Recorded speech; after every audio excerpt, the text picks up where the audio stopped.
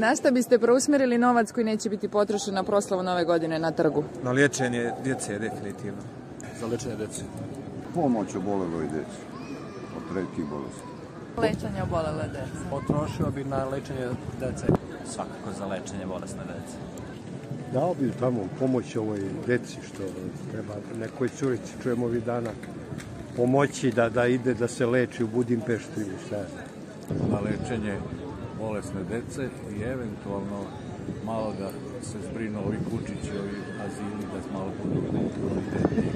Pa za medicinske potrebe. Na uređivanje, možda dodatno nekog zelenog u gradu, tako neke stvari. Mislim, što će se vidi narednim godinama, ne samo što će biti kao mjesec dana i to je to. Tako, ili ne znam, za pomoć ljudima kojima treba u suštini. A tako je sve više i više. Pa da neke korisne svrhe ljudima koji nemaju, mislim, kojima je penzija mala, plata mala. Pa za decu, naravno, kako svi pišu o tome. Šta vi mislite? Tako, slažem se za decu i uvijek uplaćujem humanitarne poruke i sve, tako da slažem se definitivno. O, prilog neki protiv borbe za rak i za djecu malu. U neke humanitarne akcije, na primjer lečenje dece, mladih. To je to. Apsolutno sam saglasna.